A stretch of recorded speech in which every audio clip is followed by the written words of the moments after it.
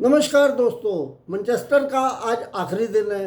Sunday का दिन होने के कारण सभी भारतीय व्यूअर्स इस मैच का बड़ी बेसब्री से इंतजार कर रहे हैं। सबसे पहले एक बहुत अच्छी न्यूज़ मैं दे दूं। ऋषभ पंत बीसीसीआई की ऑफिशियल साइट से रिपोर्ट के अनुसार आज बल्लेबाजी कर रहे हैं। उनका दूसरे दिन बैटिंग करना, उस दिन हालात अलग थे उनके। एक दिन पहले बॉल लगी थी। आज उससे फ़र्क होगा। उन्होंने प्लास्टर अभी नहीं चढ़वाया और पैडिंग वगैरह करके, जैसे भी उनको सुविधाजनक डॉक्टर्स भी होते हैं, तो वो बल्लेबाजी के लिए दूसरे दिन से शायद बेहतर पोजीशन में होंगे बल्लेबाजी करने की। दूसरी बात है, मैनचेस्टर का इतिहास है कि आज तक टॉस जीतकर जिस टीम ने भी दूसरी टीम को बल्लेबाजी के लिए उतारा है, या तो टेस्ट मैच उसको ड्रॉ हुआ है या वो हार गई है। मैनचेस्टर पे आज तक टॉस जीतकर फील्डिंग करने वाली कोई भी टीम टेस्ट मैच नहीं जीती। इंग्लैंड की इच्छा होगी कि इस इतिहास को बदला जाए और भारतीय चाहेंगे इस इतिहास को इंटैक्ट रखा जाए। तो आज जब खेल की शुरुआत होगी, अब कल जो भारतीय बल्लेबाजों ने, शुभमन गिल और केएल राहुल ने शानदार प्रदर्शन किया, वो वेल सेट थे। सब बातें कल की हो चुकी हैं। आज एक नया दिन है, एक नई सोच, एक नया भाग्य। इंग्लैंड वालों के पास अभी 17 ओवर तक नई गेंद अवेलेबल नहीं है। कल भारतीय बल्लेबाज जिस तरीके से खेले, इन्होंने क्या किया, गेंद को अपने पास आने दिया, इन्होंने गेंद को पुश नहीं किया। उससे क्या है कि कोई एज भी अगर लगा तो डेड बैट से लगा तो वो हल्का फुल्का आगे गिरा। वैसे इन्होंने बड़ा अच्छा खेला। हाँ, शुभमन गिल ब्रेंडन कार्स की लगातार 2 नो बॉलें होने के बाद अपने अर्धशतक के चक्कर में उन्होंने एक सुकेर ड्राइव हवा में खेला था, जिसको डॉसन लपक नहीं सके। इसका मतलब ये था कि कल समय भारत के साथ चल रहा था। उसके बाद अब वो 78 पे नॉट आउट है और इस सीरीज़ में लगभग 700 रन बना चुके हैं। मैं चाहता हूं कि आज जब शुभमन गिल बल्लेबाजी करने के लिए उतरें और जब पवेलियन वापस जाए, तो तब तक वो कम से कम 750-60 रन इस सीरीज़ में बना चुके हों।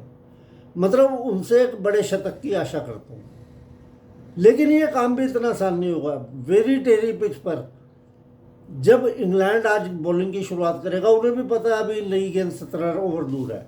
उन्हें यह भी पता है कि 40 ओवर के बाद इंग्लैंड का कोई भी बॉलर, सिर्फ बेन स्टोक्स को छोड़कर, भारतीय बल्लेबाजों को आउट नहीं कर सका। केवल एक बल्लेबाज को 40 ओवर के बाद 80 ओवर से पहले एक बॉलर ने आउट किया।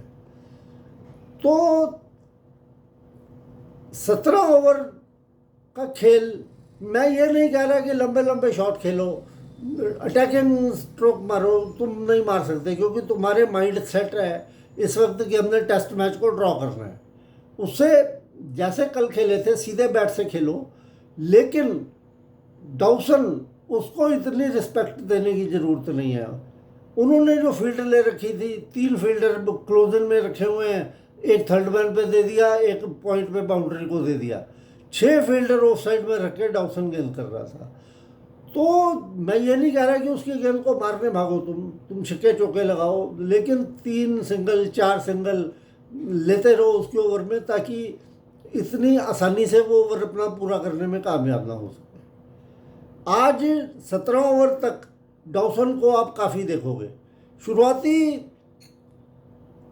ओवर्स में जोफ्रा आर्चर और क्रिस वोक्स का इस्तेमाल किया जाएगा।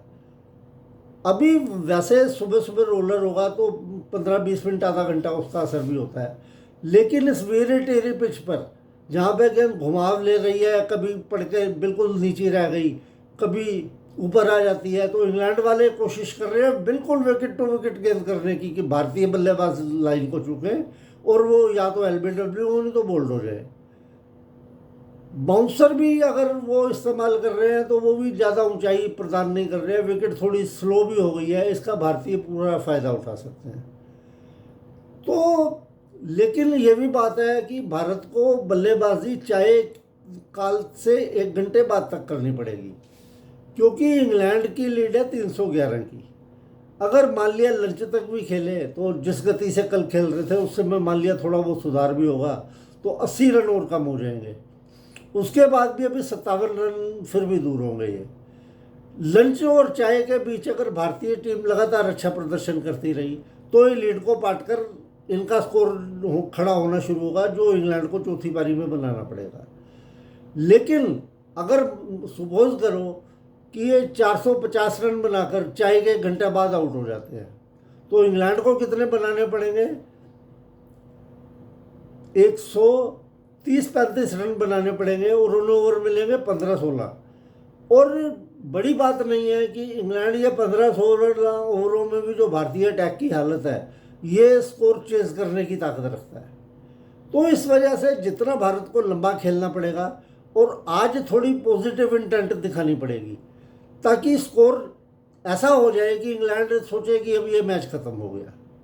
तो बाकी ऊपर वाले ने जो इस टेस्ट मैच के इतिहास में लिखा है वही होना है।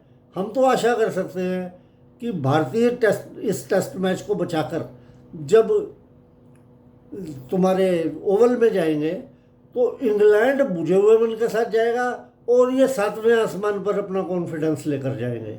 भारत माता की जय। आप टेस्ट मैच बचाओ, इतिहास तुमको हमेशा याद रखेगा।